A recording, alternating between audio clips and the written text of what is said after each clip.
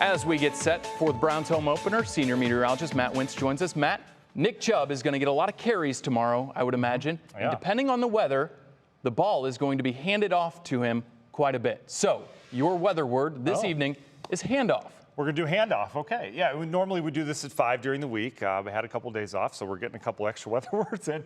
So handoff is the weather word. I have to get that in the forecast. Okay. All right.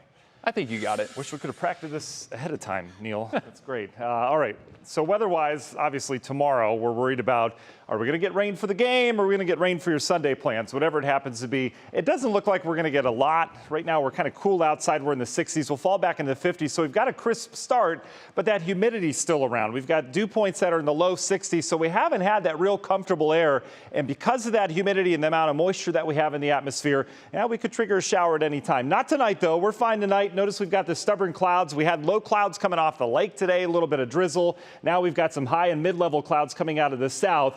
This moisture out towards the east has been stuck here for 2 days, but now it's starting to move just a little bit out towards the north. So that increases our rain chances tomorrow. You've got a frontal boundary that provides an area for lift, so that will spark some scattered showers as we go throughout the day tomorrow and more clouds. National Zymark hour-by-hour forecast picking up the chance of maybe some rain coming off the lake. Again, we still got a north wind tomorrow and a south wind coming in. Both of that kind of combines at the lake and creates either drizzle or some light rain. We may have that once again tomorrow. We're in the 70s at kickoff, and notice as we go throughout the afternoon, just a smattering of showers, some low clouds, drizzle. We'll also have sunshine in spots, especially out towards the west. We'll make it into the low 70s tomorrow.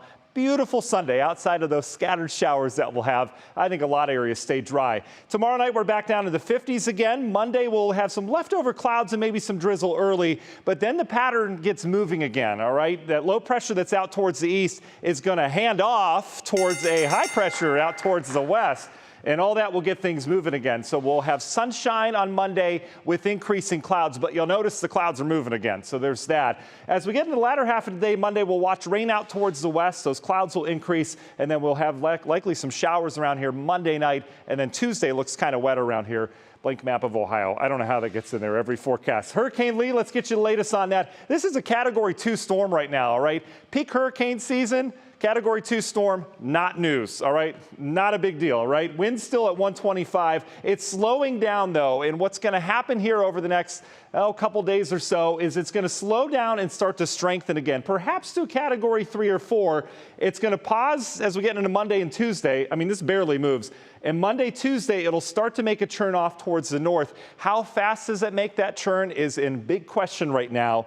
We need it to turn as fast as it can because the further it heads west, the more that brings in mainland U.S. into the picture. I threw on here wind shear, all right? Hurricanes don't like wind shear at all, and it's been encountering this area of wind shear, which kind of tore it apart over the last 24 hours. Eventually, it gets out of this and starts to develop once again. And again, these are all spaghetti plots. This shows all the models and what they think it's going to do. Notice how they all have that turn, but where? And the reason why that matters, if it turns further off towards the west, we're bringing in New England and Nova Scotia into the picture. So still a lot up in the air in terms of this. But look at the scope of it. It was real tiny in terms of its impacts now, but over the course of this week, this thing's going to become much bigger. The wind field's going to expand, and these are your waves. Here's Bermuda.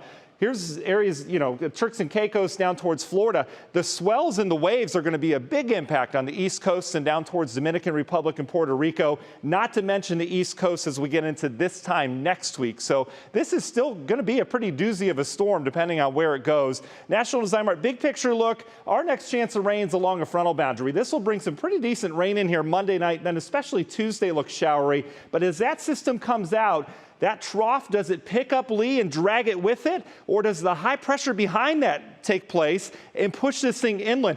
This is the latest Euro run tonight. It brings a monster storm into Boston and New England. All the other models are east, but that is why we need to keep an eye on this. For us, what do we get? Much drier air, and Canadian air comes in here Wednesday, Thursday. And then it turns fall-like. Union Home Mortgage 10-day forecast. We drop into the low 60s for highs Wednesday, setting up stage for a comfortable Thursday, Friday before more cool air next weekend.